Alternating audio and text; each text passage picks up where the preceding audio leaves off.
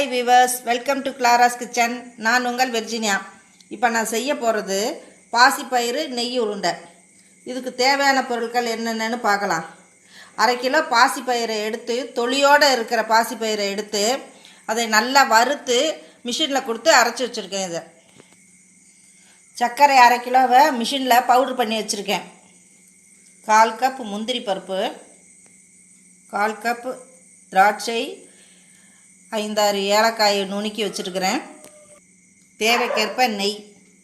இந்த முந்திரி திராட்சையை நெய்யில் வறுத்து இந்த பாசிப்பயிறு மாவோடு அந்த சர்க்கரையை கலந்து அதோட வறுத்த முந்திரி திராட்சை ஏலக்காயை போட்டு ஒன்று போல் எல்லா இடத்துலையும் பரவுற மாதிரி கலந்து கொஞ்சம் கொஞ்சமாக மாவை எடுத்து என் நெய்யை சூடு பண்ணி கொஞ்சம் கொஞ்சமாக ஊற்றி அதை உருண்டை பிடிக்கணும். இப்போ அதை நம்ம எப்படி செய்கிறதுன்னு பார்க்கலாம்.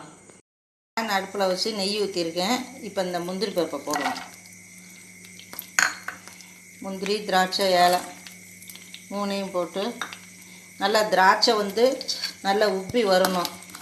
முந்திரி நல்லா செவக்கணும்.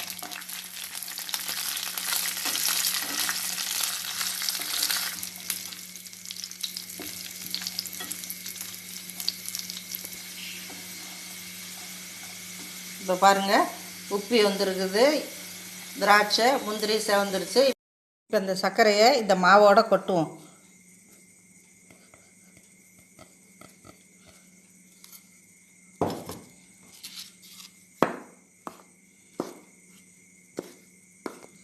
நல்லா எல்லாம் ரெண்டும் சர்க்கரையும் மாவும் ஒன்றா கலக்கணும். நல்லா இந்த நெய் உருண்டை பற்றி சொல்லணுன்னா, பாசிப்பருப்பு உடம்புக்கு அவ்வளோ நல்லது. இந்த குழந்தைங்க நல்லா மெலிந்த குழந்தைங்க இந்த பாசிப்பருப்பு நெய் உருண்டையை தினமும் காலையில் ஒரு உருண்டையும் 1 டம்ளர் பாலும் காலையில் நைட்டும் கொடுத்தீங்கன்னா பிள்ளைங்க நல்லா புஷ்டியாக வந்துடுங்க, புசு புசுன்னு வந்துடுங்க.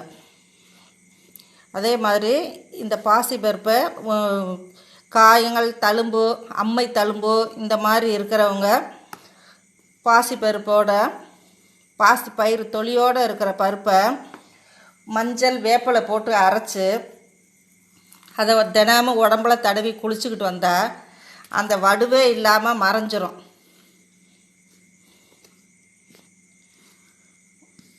இப்போ எல்லாம் ஒன்றா போட்டு கலந்துருக்கேன். இனிமேல் நெய்யை சூடு பண்ணி கொஞ்சம் கொஞ்சமாக மாவை இழுத்து விட்டு அதை உருண்டை பிடிக்கணும். ருசியான நெய் உருண்டை நமக்கு கிடச்சிரும். பாசிப்பருப்பு நெய் உருண்டை ரொம்ப சத்துமானது. இது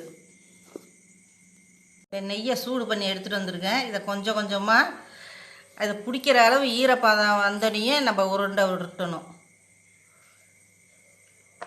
இப்போ நான் நெய்யை கொஞ்சம் கொஞ்சமாக ஊற்றி தான் நான் உருண்டை பிடிக்கிறேன்.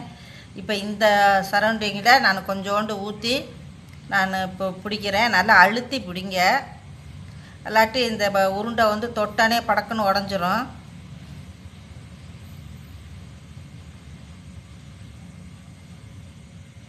இப்போ இன்னொரு உருண்டை பிடிச்சி காட்டுறேன். நல்லா அமுக்கி நல்லா உள்ளங்கையில் வச்சு நல்லா அமுக்கி பிடிங்க. அப்போ தான் உருண்டை நல்லா இருக்கும், பார்க்குறதுக்கு உடையாமல் இருக்கும்.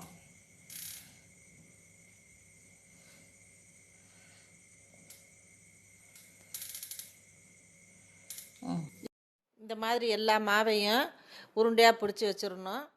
பாசிப்பருப்பு நெய் உருண்டை ரெடி ஆயிடுச்சு. நீங்களும் செஞ்சு பாருங்கள், சுவைத்து மகிழுங்கள். இந்த வீடியோ உங்களுக்கு பிடிச்சிருந்தா லைக் பண்ணுங்கள், ஷேர் பண்ணுங்கள், சப்ஸ்கிரைப் பண்ணுங்கள், மறக்காமல் பெல் பட்டனை கிளிக் பண்ணுங்கள்.